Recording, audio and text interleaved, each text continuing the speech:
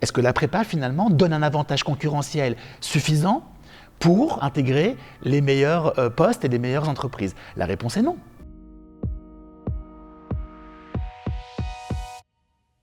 Alors, si tu me permets, je vais revenir sur les admissions parallèles, parce que tu l'as évoqué rapidement tout à l'heure et j'aimerais bien en savoir plus aussi, parce que je pense que ça peut correspondre à mes besoins. Bon, déjà, il faut savoir que quand tu fais un BTS et que derrière, tu fais à Bac+3, donc tu vas faire une 3e année post-bac, une 4e, puis une 5e, dans une école comme Schema ou comme Grenoble, eh bien, ça s'appelle déjà une admission parallèle. Bien sûr. Alors, parallèle, pourquoi ce terme, que tu comprennes bien? Parallèle, ça a été inventé donc, il y a à peu près 20 ans, pour dire que c'était parallèle à la prépa. Parce que souviens-toi qu'à l'époque, il n'y avait que la prépa. Bien entendu. Il n'y avait pas d'autres voies possibles. Il n'y avait que la prépa HEC et basta. Il y avait quelques écoles de fils à papa post-bac qui existaient et il y avait la prépa. Donc parallèle, ça veut dire des admissions parallèles au cursus que tout le monde connaissait, la prépa. Donc, mais que finalement, personne ne pouvait vraiment toucher. Absolument. Très peu d'élus. Mais que de plus en plus d'élèves connaissent aujourd'hui. Bien entendu. Et là, pour le coup, quand tu fais un BTS et après une école de commerce, ça s'appelle une admission parallèle. Alors, tu as d'autres façons de le faire, ça. Tu peux par exemple aller à l'université. Moi, j'ai un étudiant que j'ai eu il n'y a pas si longtemps au téléphone, qui m'expliquait qu'il adore les langues vivantes. Et il ne savait pas ce qu'il voulait faire, mais il savait qu'il ne voulait pas faire des langues pour être prof, il ne voulait pas étudier les langues pour être interprète ou traducteur, mais il voulait faire plus tard du business, du commerce. Eh bien, je l'ai engagé à suivre les langues zo, donc je crois qu'il va faire turc et arabe, et en étudiant cela, il va faire donc sa licence en 3 ans. Au bout de 3 ans de licence, il aura un super niveau en turc et en arabe, une connaissance indépendamment des langues, parce qu'on croit qu'en langue zo, on fait que de la grammaire et du vocabulaire, on fait aussi bien sûr de la géopolitique, fait de la culture, de l'histoire. Et là, il va arriver au bout de 3 ans, au terme de sa licence, et là, les écoles vont lui dire « mais viens chez nous ». HEC va lui dire de venir, l'ESSEC, alors l'ESSEC c'est au bout de 4 ans, c'est un cas particulier, le SCP, le M Lyon, l'EDEC, Audencia, vous dire mais viens parce que tu as quelque part un parcours qui ressemble plus ou moins finalement à ce qu'on fait en prépa HEC, et là tu vas pouvoir défendre un projet professionnel tout à fait inédit et très apprécié des recruteurs, qui est que moi, je parle turc, je parle arabe, demain je compte travailler dans une entreprise au Moyen-Orient, en marketing, en finance ou je ne sais quoi. Et là, il me reste 2 ans à faire. Et c'est le Master 1, Master 2 dans une grande école. Et ça reste une admission qu'on appelle parallèle à la prépa. Et c'est sur concours. Alors, c'est sur concours, tu as plein de termes, tu as sur concours, admission sur titre, tu as un TAJE-MAJ à passer. J'ai la chance d'avoir écrit beaucoup d'ouvrages sur le sujet, on connaît bien Orlum. Et puis, tu as un test d'anglais à passer, un dossier de candidature à remplir, une lettre de motivation, une lettre de recommandation et un entretien de motivation qui généralement est le vrai juge de paix de ton admission. C'est le moment où on te prend ou on ne te prend pas. Si tu n'as pas un projet pro, tu fais peur. Mais c'est là-dessus que tu es très fort aussi. Et qu'Orlum est très fort et très reconnu sur le sujet, sur le coaching aux entretiens et cette préparation justement à cette singularité, à cette facette un petit peu finalement avec des aspérités qui présentent des étudiants qui ont un réel intérêt pour les écoles et qui finalement vont crever le plafond à un moment donné. Alors ça me permet de rebondir sur une question qui me turlupine. Les recruteurs, la posture des recruteurs par rapport à tout ça, par rapport à des parcours alternatifs, par rapport à des élèves justement qui auraient fait autre chose que des prépas classiques, par rapport à des élèves qui viendraient de BTS ou de parcours universitaires suivis de poursuites d'études. Quelle est-elle? Alors aujourd'hui, les grands DRH que l'on a la chance de côtoyer à Orlum dans le cadre de nos placements d'étudiants en entreprise en alternance nous expliquent très simplement les choses. Aujourd'hui, les étudiants sont attendus sur des qualités qui sont plus d'ordre des soft skills que des hard skills.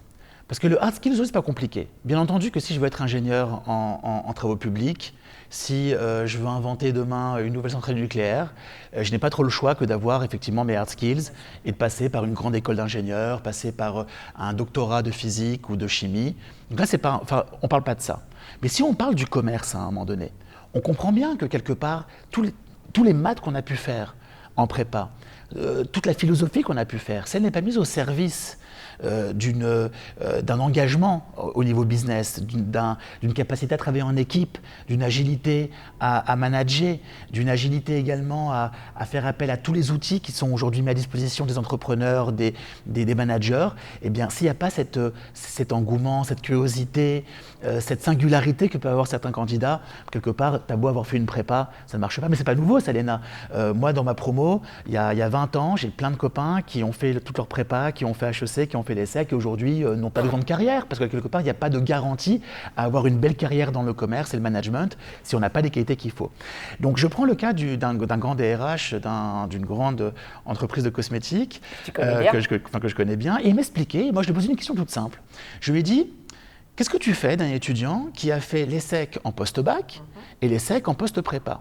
Et là, il m'a répondu, on s'en contrefiche. Incroyable. La marque est importante. Attention, on est en France. On valorise toujours le roi.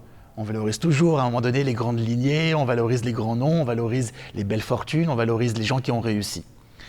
Quelque part, il y aura toujours une attente des grands groupes pour les belles marques. Une marque comme Liezeg, comme l'ESSEC, comme HEC sont des belles marques. Et comme Neoma, Schema, Kedge, Neoma, bien sûr, Neoma, Kedge, évidemment, ce sont de très très belles marques.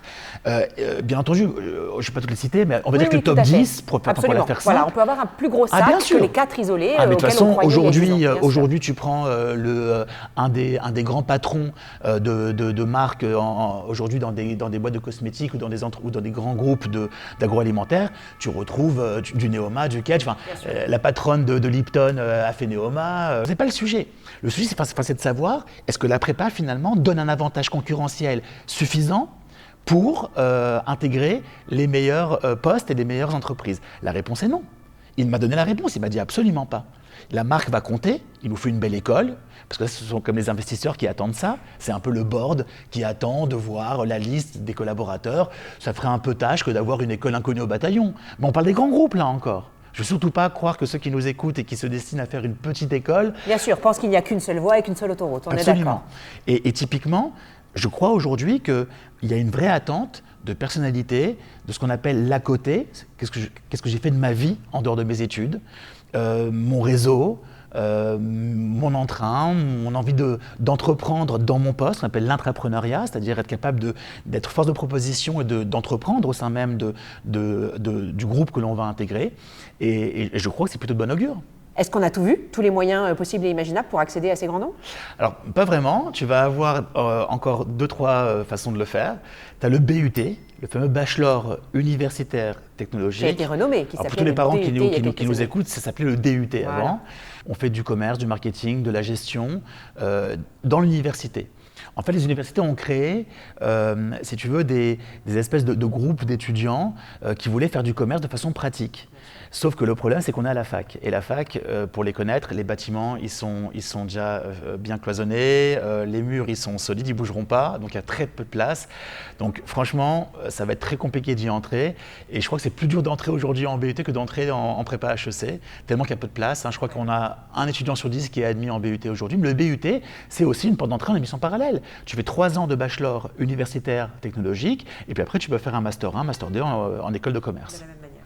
Et ensuite, tu vas avoir, bien entendu, des parcours tout à fait inédits. Donc, c'est qu'on a parlé du turc et de l'arabe tout à l'heure pour les langues zo, mais tu aurais très bien pu faire aussi une école d'ingénieur pour après faire du commerce et du management. Tu aurais très bien pu faire Sciences Po, tu aurais très bien pu faire une école de design. Et ça, tu sais faire? Alors, nous, on sait le faire, on sait les préparer au moment où ils terminent leur dernière année de design, d'ingénieur ou de je ne sais quoi, et c'est là qu'on les prépare aux admissions parallèles. Et enfin, tu vas avoir une toute dernière voie, c'est les fameuses études à l'étranger.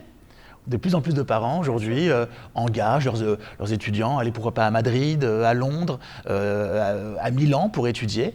Et là, on va pouvoir y faire une licence qui va durer 4 ans, ça s'appelle un bachelor, pour après revenir en France, pourquoi pas, faire une admission qu'on appelle cette fois-ci internationale, et j'aurais fini avec ça.